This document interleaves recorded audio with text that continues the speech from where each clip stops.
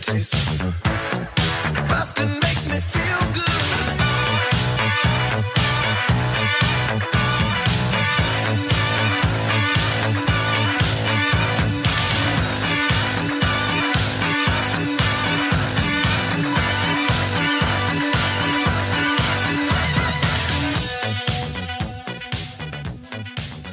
Hey everybody, welcome to Blockbusting, the podcast where we love to hate movies. I'm your host, Jay Light. Joining me today, the illustrious Ricky Carmona. Hello. Hello. I've never been called illustrious before. That's very exciting. Thank you. Today's your day. Very excited to have you on. I know you're a big time movie cinephile, movie lover, movie hater. Currently writing on Mystery Science Theater 3000, which is a wonderful. It's tough to say, like, as I have done this podcast enough, like, hating movies shows you have to really love movies in order to, like, really hate them. So I'm sure that writing for a show that is explicitly making fun of movies is a great, very fun time. Absolutely, dude. Like, you totally find out, like, oh man, I am shitting on this so much, but it's because, like, I would rather not be doing anything else than sitting, whether it's in a movie theater or like on your couch. Like, I would just, it's kind of the best. It really is pretty goddamn great. That's great. Have you been back to any movies in theaters yet since they started reopening? Not yet. And I just got two emails this week from, I don't live that far from the Egyptian Theater, which is here in Hollywood. Oh, yeah. And they do, the Egyptian Theater is run by American Cinematic. And right. They have like when I first moved here, they do screenings of like classic movies. They have like current screenings. I saw Big Trouble in Little China there with John Carpenter. He did a Q&A when I first moved to LA, and I was like, "Is this Hollywood? Is this what happens here? Oh my god!" Oh man! But I just got an email from them. Two emails. One, they're doing a 70 millimeter screening of Malcolm X. Nice. And another one in Santa Monica. They're doing. I don't know if it's going to be 70 millimeters or what, but they're doing Defending Your Life, the Albert Brooks joint. Oh, and great. Those were two where I was like, ooh. And then Malcolm X sold out. And then Defending Your Life is like, I just bought it I literally just bought it on Criterion Collection. And it's like, if I hadn't bought it on Criterion, I might be willing to take the drive out to Santa Monica and watch Defending Your Life in a movie theater. I've never seen it in a movie theater. I just grew up watching that on HBO.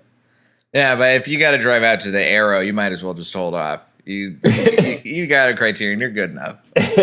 I drove out there to see King of Comedy, and that was fucking fantastic. That was nice. Great. They had like a really like cleaned up like 4K print of King of Comedy, and it was like on a Tuesday afternoon. I was like, I'll go fucking watch great King of Comedy on a Tuesday. Goddamn right, hell yeah, nice. It was fantastic. It was great.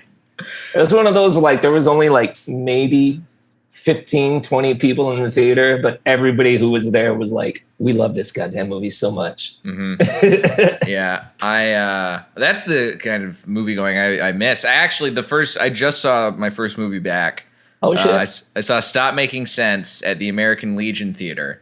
That's a good one. They had a 35 millimeter print. It's definitely that kind of movie where it's like it wasn't a full theater, but everybody who was there loved it. It felt like being at a live concert again. Everybody was bopping around. Totally. That's a great, like, if you're gonna go back for your first movie, make it a concert experience, because that's even more like. That's more communal than like seeing a movie. Usually if I go see a movie, like once I sit down in the theater, like I got the blinders on and I'm like focused on the screen. Mm-hmm. But like I remember seeing the, what was it? The LCD sound system documentary. Oh yeah. Shut Up and Play the Hits. Dude, when that came out, like I was looking at everybody like to my left and my right, like this shit is hot. This shit is hot. Same thing with the Tribe Called Quest documentary. Tribe Called Quest documentary is the only time I've like put my hands up in the air, like, oh shit. Like, just fucking. So that's a good one. Good on you. That's what's up. It was nice, and to a hard shift here. Of course, I mentioned a movie you definitely were not putting your hands in the air like you just don't care during. Was the movie we want to talk about today, which is Us. Yes. Oh man.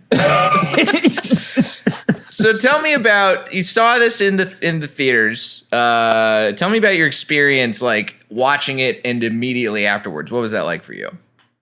I mean, there was like the build up to it, you know, like, and I just watched the trailer before we started recording here, and I watched both trailers. I watched the Super Bowl trailer, and I watched just like the official trailer they released, and it's like you couldn't help but just get hyped up about the fact, like, oh man, this movie. Oof. Ooh, like, I have no idea what it's about. Everything they're showing me, I still can't tell exactly what it's about, but it just feels like this shit is gonna be hot. And I'm a sucker for trailers still. I still fall for trailers hard. I like to go back and watch old trailers. Like when a trailer is done right, man, that's like I feel like that's part of like the experience. Like, all right, we just got this appetizer, and now we're about to get like, woo, here we go. Yeah, I feel like I still go back and watch like the Inception trailer once a year because that's one of those like all-time great trailers for me. Absolutely. Like that's a great one, and it kind of felt like my favorite kind of trailers. The Inception one is a good example. Like, I love Paul Thomas Anderson trailers where they're just like giving you like a vibe of the movie, but they're not really like telling you what the movie is about, you know? So then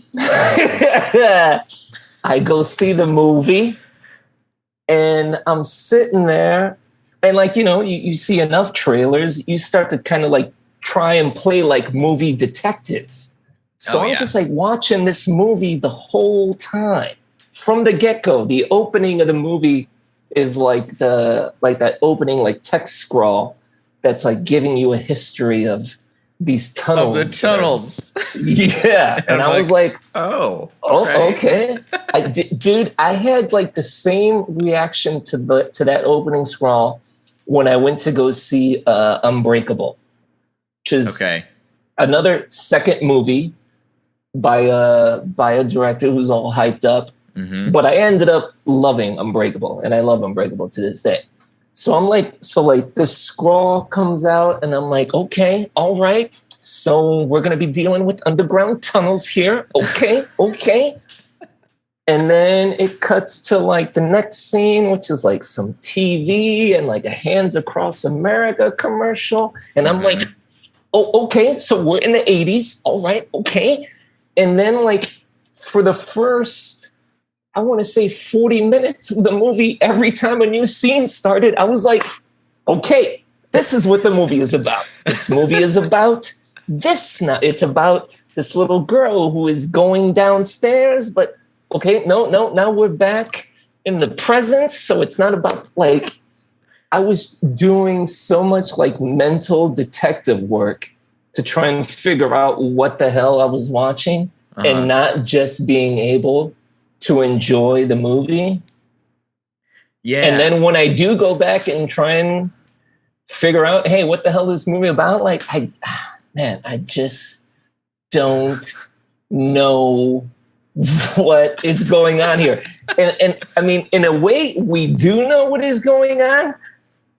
This movie might give us too many answers. Like there's an explanation for pretty much everything. Yes. But man, if I am not just like, wait, what? It's one of those where it almost, especially upon rewatching it, where it feels like you're seeing the process of the screenwriting that Jordan Peele must have gone through where he's like drawing the lines and connecting every single piece possible so that way the puzzle box is fully formed and everything is solved. But the puzzle's too big and there's too many pieces. Like this is like a 1,000-piece puzzle. It should have been like a 500-piece puzzle. I feel like it's a 1,000-piece puzzle, and you put those pieces down, and then the next day you get another box in the mail that's like, "Hey, here's 1,000 more pieces. You've still got more work to do." And it's like, I just spent all that time. Yeah. Doing what are you talking about? And that it's almost like unfair how much I don't like this movie. It's like I said, the trailer just gets you so hyped. It does. Get Out is like so other level. Mm-hmm. It looms that large. You just kind of feel like, yes. Yeah, so you come in and you're doing homework the whole movie, which is not the most enjoyable really experience. Dude. Yeah. I like rewatching this. I was like dissecting symbols because I remember after I watched it for the first time, I was like, "All right, cool. Yeah, this is really heady, man. There's a lot going on. This is just saying some stuff." And then I rewatched it, and I remember reading about like all these articles that were like, "This is what every single frame of us. This is how every single piece represents a thing and is an homage." And then I rewatched it, and I was like, "This is exhausting to like catalog all of this. Why would is that enjoying the movie? I don't think so."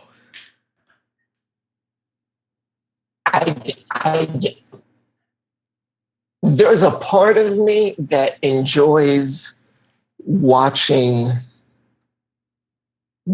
stuff like that, and I don't know if it's because Us is a movie and that kind of like research and watching every frame, you have to do all of that and it's truncated down to like 2 hours. Mm-hmm. Like I love Lost is like one of my favorite shows, but if you were to like to try and like explain to somebody like what Lost is about, after a while, you're just like, hey, all right, okay. And then relax.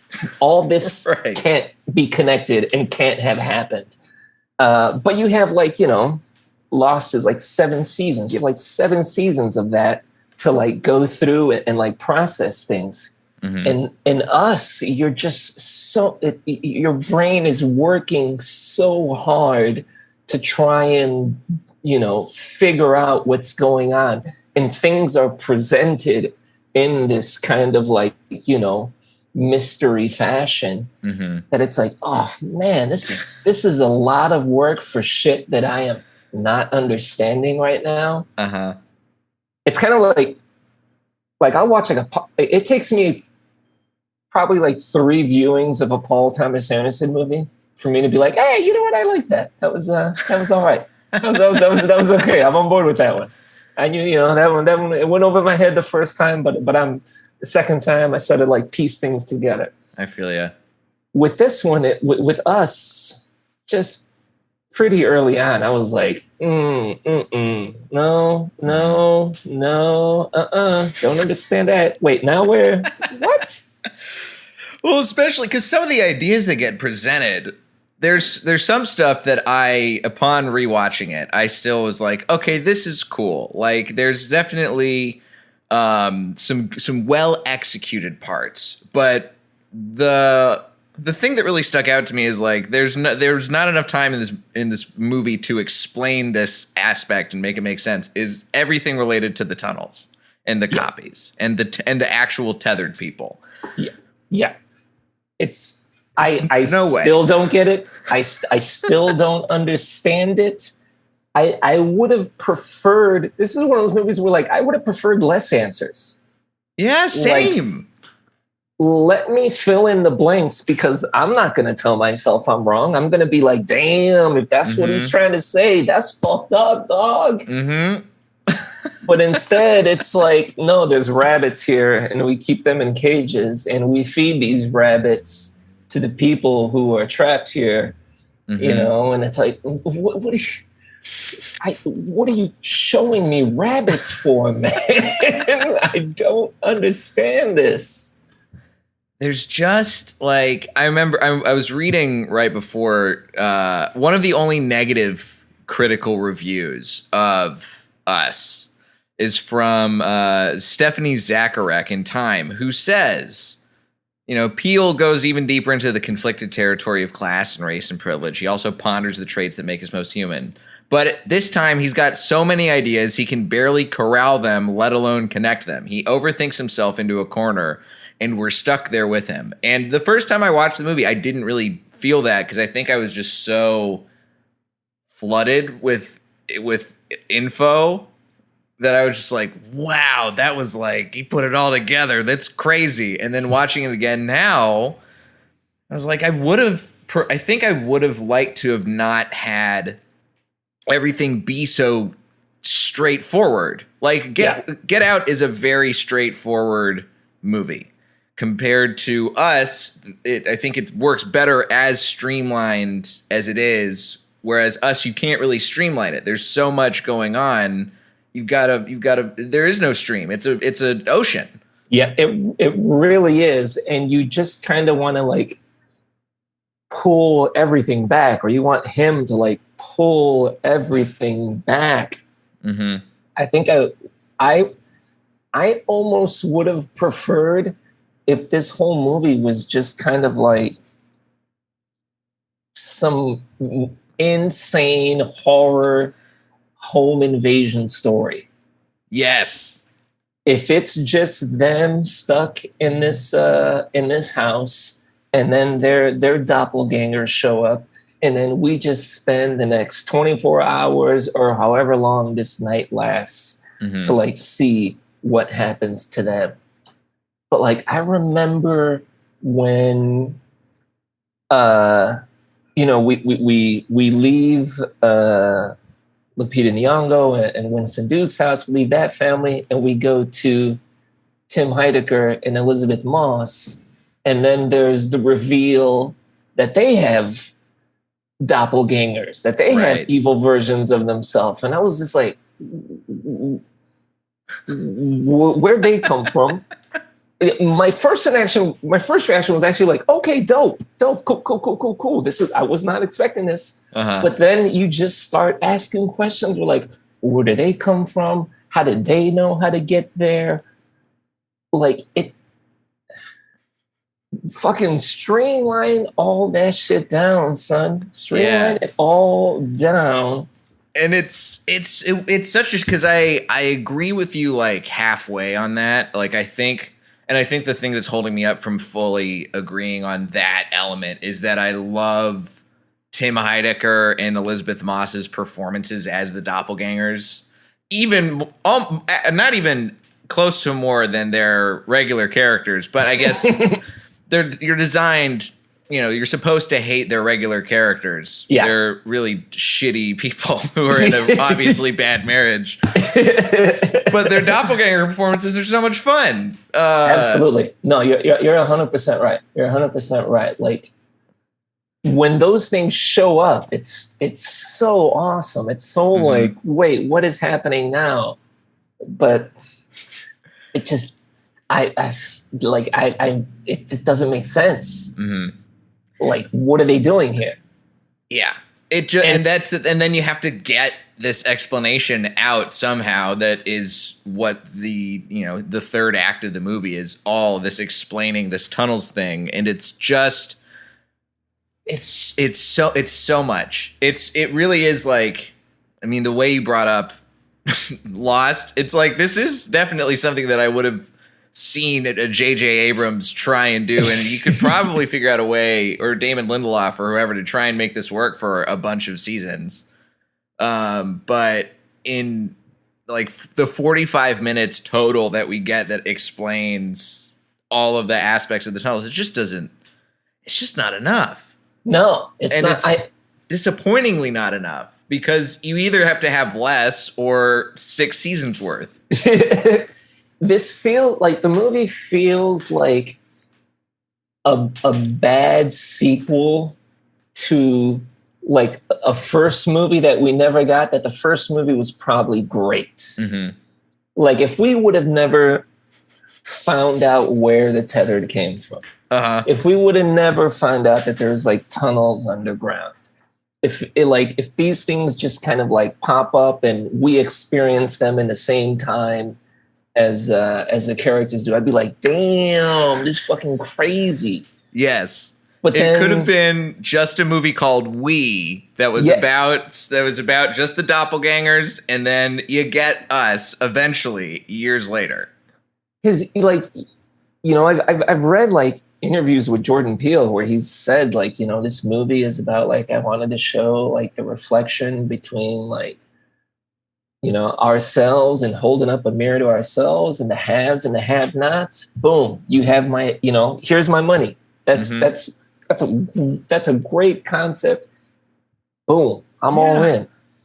But it felt kind of like the sequel to The Matrix, which I don't hate as much as this movie. But the sequel to The Matrix is parts of that movie where I'm like, why are you explaining all of this to me when I just want to see Neo and Trinity whooping that ass right now? Yeah. That's what I'm here for, dog. I don't want to have to look up Bible verses after a movie to see what they mean. That is one of my pet peeves, man. Is in any movie when somebody holds up a Bible verse, and then nobody in the movie like refers to like what the verse is. So it's just like the director telling you like, oh no, you know Jeremiah 11:11.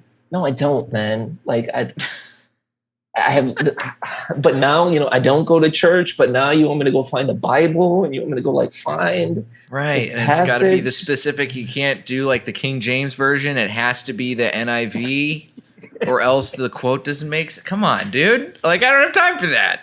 It's that's a lot of work, dude. That's a lot of work. I like movies where I get to where I feel something, where I'm drawn to an emotion. And I don't necessarily have to question why I feel that way. And Us, instead of doing that this time around, it got me most of the way there. But then I was just, and I think part of it too, and I am curious about this because you mentioned not being able to rewatch it. And I think part of why I wasn't able to get there is rewatching it now. I don't have the surprise of finding out that Lupita Nyong'o's character is her tethered self. And I don't have that element of surprise anymore. And so then the whole time I'm watching it through this frame of reference where I'm just like, I'm in the doing homework mode instead of being able to just experience the thing. Yes. But you didn't even, you had that experience the very first time you watched it, and then you couldn't even get through a rewatch. Yeah. I mean, it's like, there are movies that I don't enjoy that I can like rewatch and be like, oh, this is still, I'm going to find the goods in here. Like I had initially wanted to do Prometheus on this show, because it's like, there's another perfect example of like, man, why are you giving me all these answers to questions I didn't ask? And it just doesn't make sense. But visually, I am all in on Prometheus. Right. Like one of the best shot movies I've seen in the last like 10 years. It's gorgeous. And to Us's credit, Us was shot by the guy who shot the movie It Follows. Yes, I don't know if you've seen It Follows. I love It Follows. Another beautifully shot movie, and also a movie that leaves enough open ended that you're like, what's gonna happen next? Absolutely, and it's crazy that the rules in It Follows are simpler and make more sense than they do in Us, you know? Like, I don't know that people, it's kind of like when, you know, it's kind of like when a movie, you don't need to show them you don't need to show the audience like the most graphic thing. They will, they can fill it in for themselves. We will make it worse than, you know, whatever David Fincher wants to show us. Right. And he's going to show us some horrible ass shit. Oh yeah. You know, but here it's just like, man, I just remember being like so salty and just like, what? Huh? There's what? And you saw it. I know you also mentioned that you saw it with your girlfriend and a couple friends. Yeah. And you and your friends hated it, and immediately out of the gate were like, that movie was awful. And then your girlfriend quietly was like, oh, I was really excited to talk about that. Yeah. Really Dude, we're like sitting in this theater, and then like, you know, credits roll, we're getting ready to leave. And it's that moment where like everybody will like lean forward and look over at each other. Like, that was, and myself and two other friends, we all looked at each other like, that was a hot mess. And my girl looked over like, I loved it. Like, oh. And it was just confusion that was on our faces, you know, because, you know, we walked out of the theater and we don't want to, you know, you don't want to talk about a movie like that right when you walk out. And we were just like, man, I don't know what the hell just happened in that movie.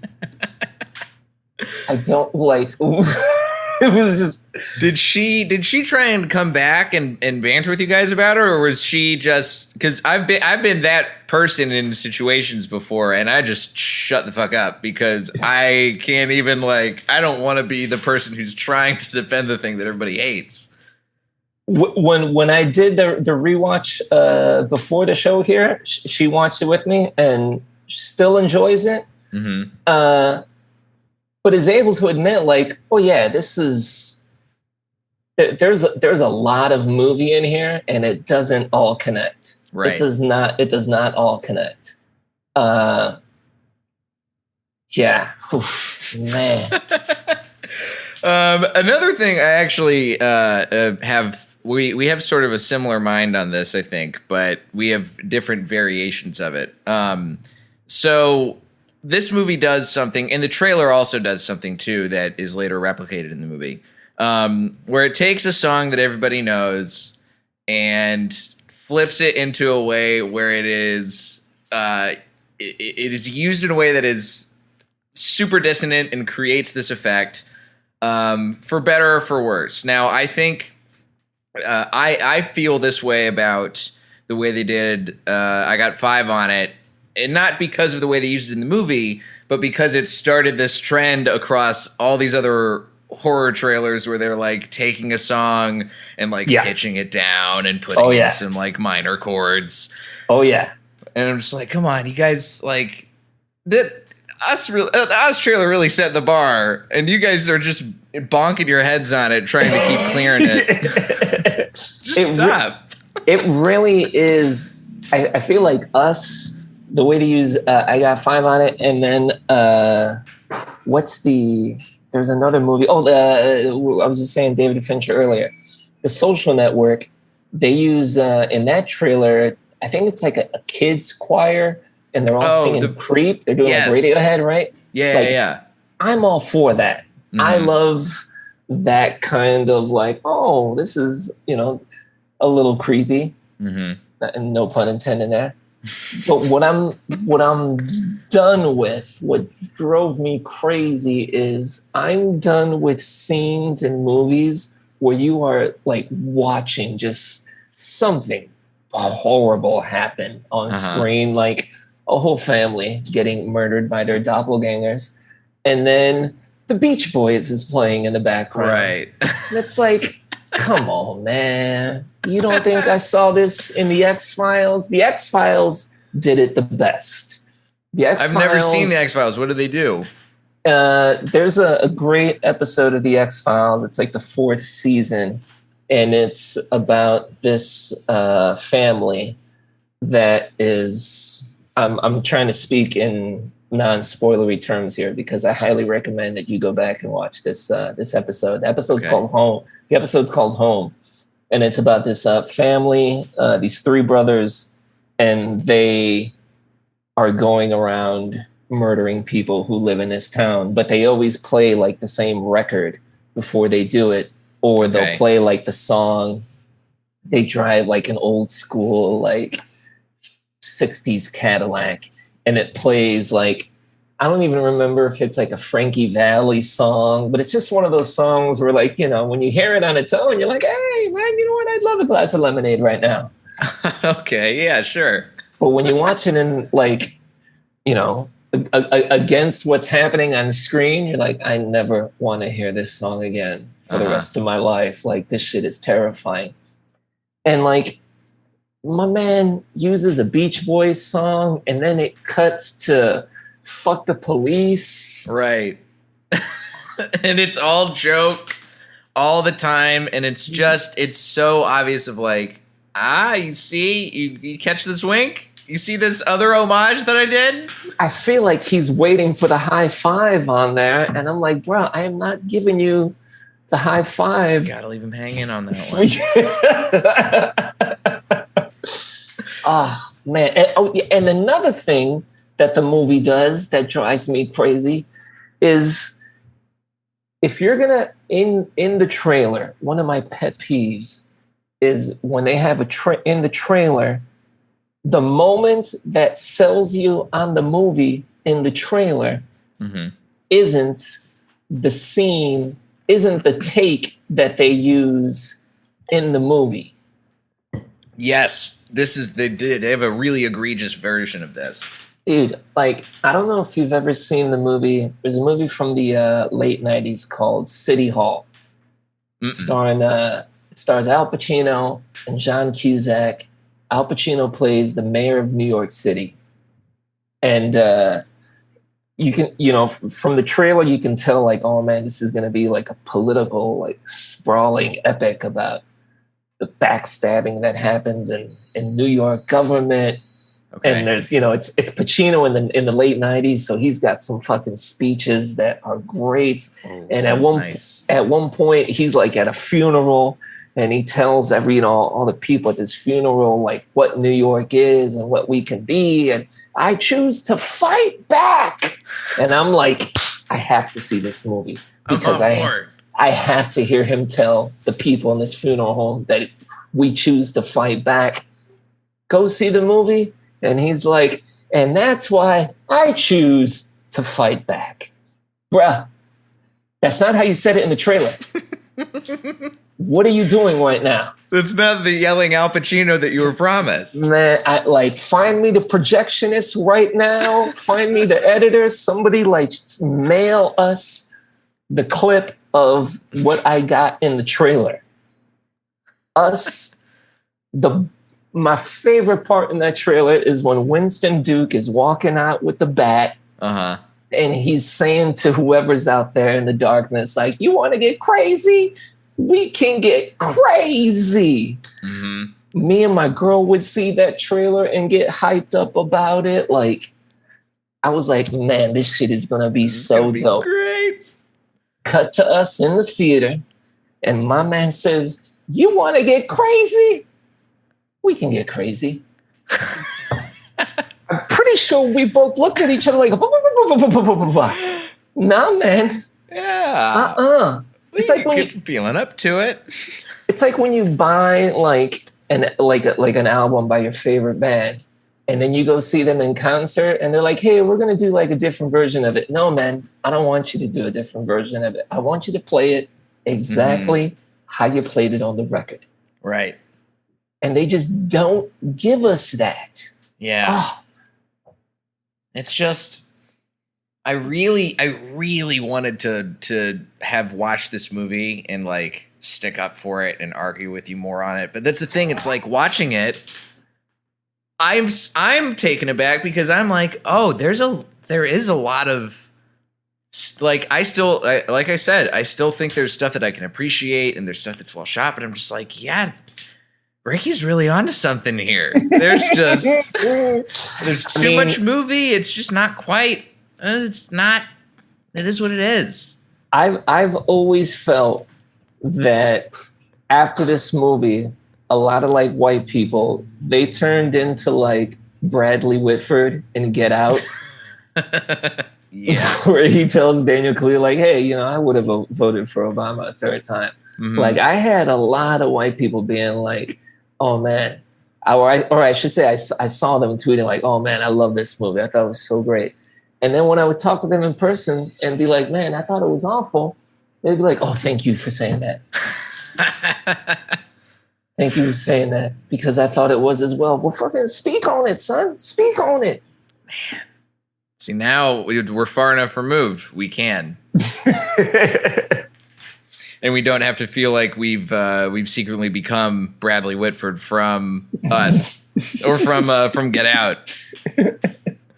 Man, it's just, you know, I'm intrigued to see what Jordan Peele does next as a director. I know he's got a lot of stuff that he's producing right now. We got that Candyman remake, or not remake, but like spiritual sequel, whatever, coming out soon. He's got some other projects, but I do hope whatever he comes out with next is just, it's more streamlined. You can make a great movie and not have to put 3 other movies worth of material in there. I also agree, and I also think like we need to like let him like have a career as well. Like we don't need to dissect every frame in his movie. Right. I don't want him to think that his, you know, he needs to present, you know, I don't want him to get caught in the J.J. Abrams mystery box trap where like we need to do all this work to like figure it out. I'm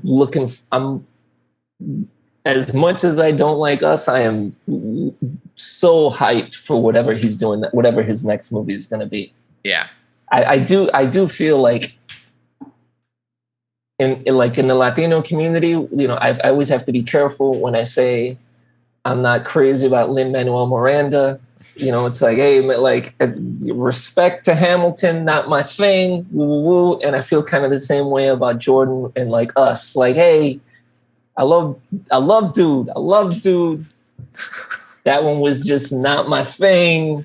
And I'm not a, you know, I drank a little bit of Haterade, but I'm not chugging the Haterade on it. Mm-hmm. Like, I think we got to allow people to have misfires.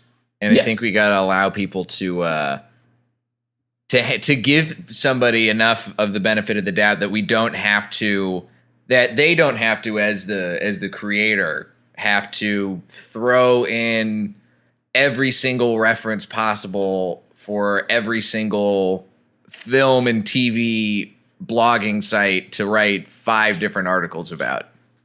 Dude, can you imagine like how awful it would have been if Twitter was around when like 2001 was released? Oh, it would have been like insufferable.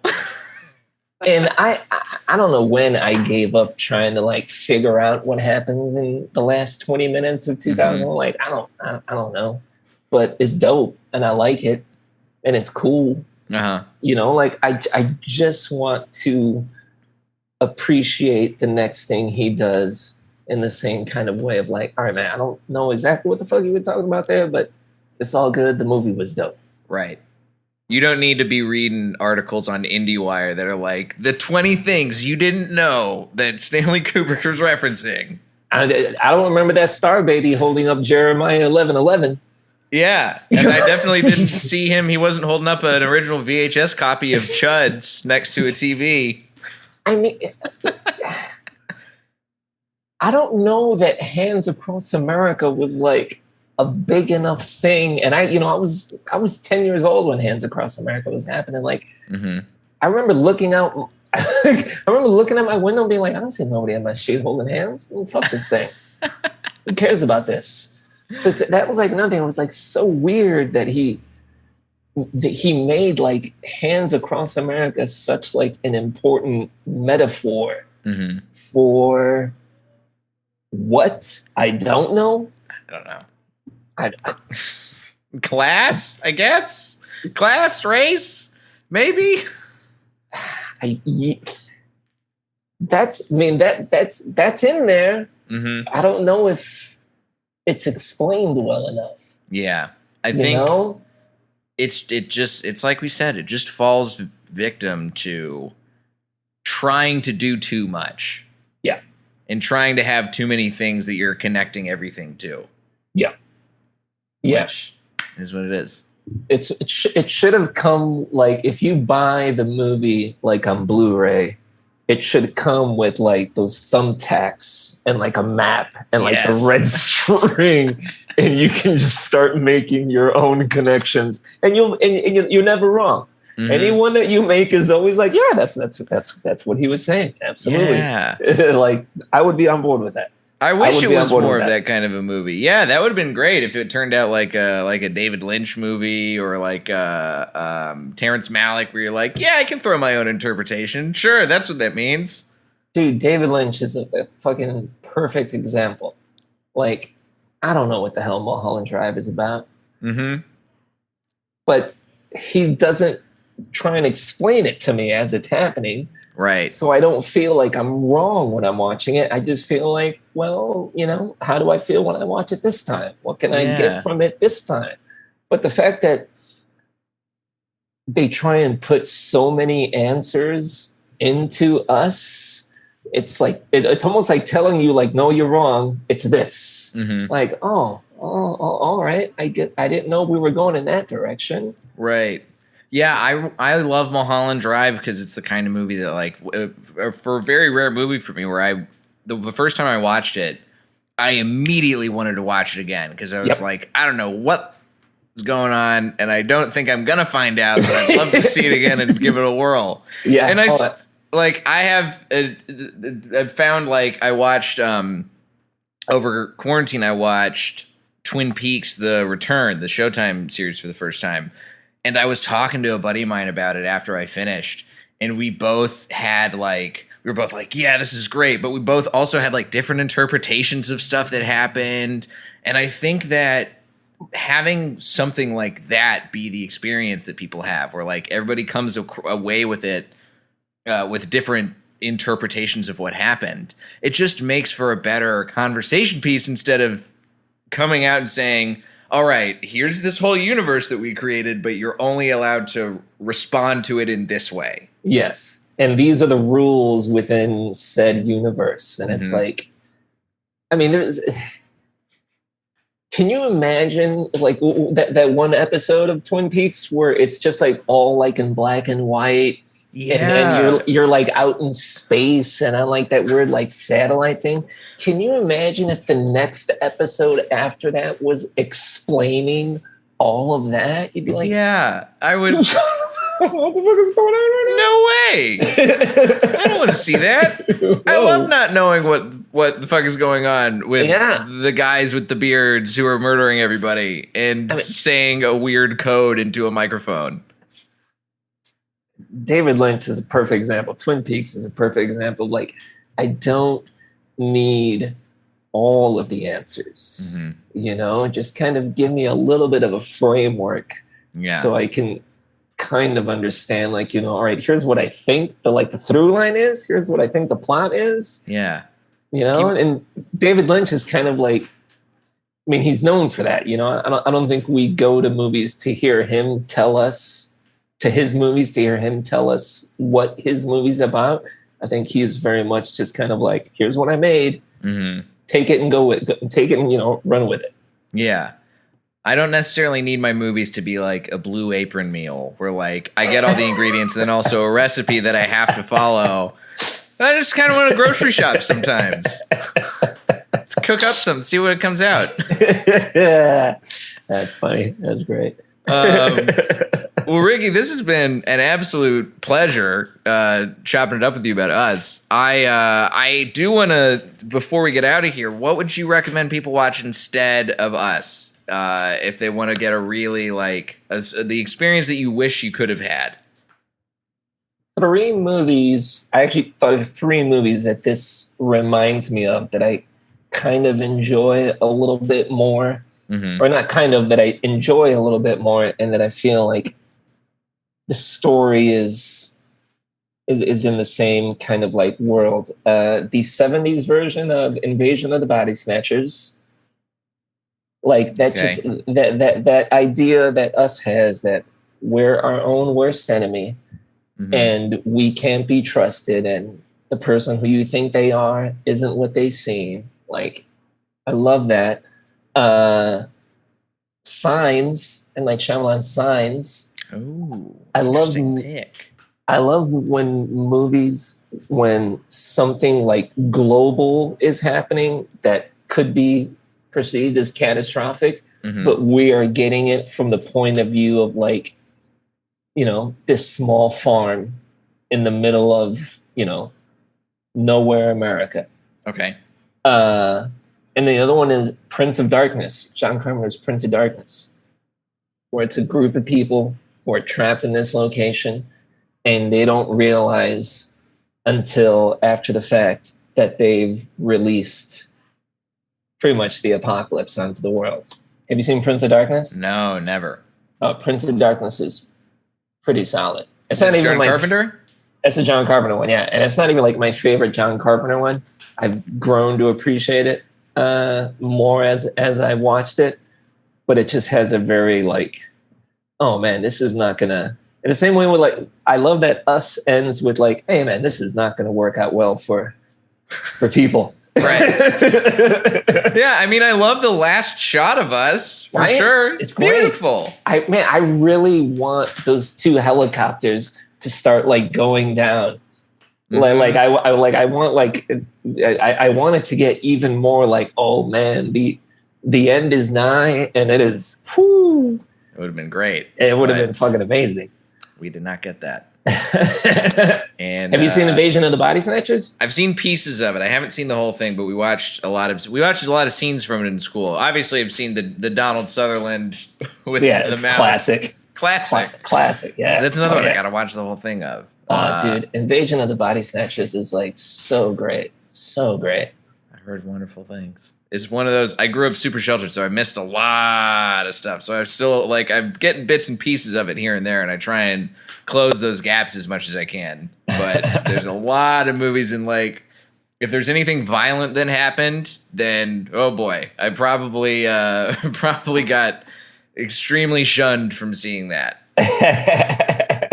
Was it because did you grow up like religious with your parents? Yeah, very religious, very Christian in the South. So there's a lot of I wasn't even allowed to see Passion of the Christ when all the other churches were going to go see Passion of the Christ. It's too violent. I remember my mom was like, I want to go see Passion of the Christ. Should we go see that? And I was like, absolutely not. No, I'm not sitting in that movie with you. That's fair. That's probably is a good call.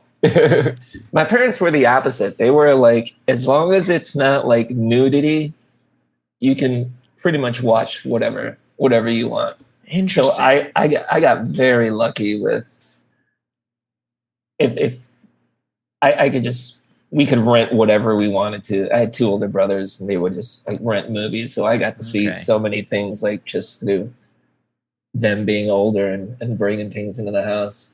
Nice. Yeah, I did. I was sweet. I was the oldest brother. I only have one younger sister, but we both had the same like level on us. And then eventually my parents let me start watching stuff, but it was the opposite, where they were okay with like if there was a little bit of nudity or swearing or whatever in there. Like, I think the first couple of R-rated movies that I was allowed to watch in the house, Blazing Saddles, I think, was number one. Yeah. And then Crash, I think, was number two. Wow. Yeah. That was, not... Which Crash? Now not I just the David realized Cronenberg there's two crashes. Not the David Cronenberg Crash. That one they definitely would not have been okay with me seeing, for likely a bevy of reasons. But the bad one, the one that the one that I liked when I was at 15 when it came out, and I was like, yeah, this is deep. And then I watch it now, and I'm like, oh god, oh boy, I've learned so much more about every element of this movie. And what was I thinking? But Hey, it is what it is. Ricky, where can the listeners, if they want to argue with you for whatever reason, which is a bad call because you make a lot of very salient points, but where can they do that on the internet? Where can they find them on social medias? I mean, I am on the Twitter, but I am hardly on Twitter now for my own mental health and for having hot takes like I don't like us and not wanting to be attacked by people. But yeah, I'm on Twitter at Ricky Carmona. I'm on Instagram at Ricky Carmona. Yeah, I'm always. It's always disappointing when we get to where can everyone find you on social media, because I really do it. Yeah, my social media is more of like, hey, what movie trailers are coming out? What's the movie news that's happening for the day? And then I get the fuck off. I gotta get to that point. That's the next goal. Yeah, well, it's a good place to be in. It's a good place to be in. You're gonna love it. You're gonna love it when you get there. Your kids are gonna love it. Oh yeah. Oh, that'll be great. And then Mystery Science Theater 3000. Check that out. When's the new one coming out? When's the new season dropping? I believe before the end of the year. All right, cool. Well, it's all still in the writing process right now. But I believe it'll be either before the end of this year or early next year is what I'm guessing. That might be completely off base on that. Well, I hope we got a lot of time for people to find out, but keep your eyes and ears peeled, listeners. You can follow me at Diet J on Twitter and Instagram. If you like the show, please tell a friend and consider subscribing on Patreon. You get bonus episodes every week. And that's it. Ricky, thanks again, man. Absolutely. Hey, shout out to our shirts. The listeners can't see our shirts right now, but you're rocking a dope ass Run the Jewels shirt. I got my Coming to America Soul Glow shirt on. Oh, nice. There we go. That is great. I'm glad I can finally see that in full. A beautiful shirt. That's one of my favorite thing about Zoom podcasting is always trying to find like the dopest shirt. It was between this and Bruce Leroy from The Last Dragon. I'm glad you went with, I mean, either one of those would have been great. I can't say I'm glad you went with one or the other, but somebody who understands dope shirts. Appreciate that. Yeah.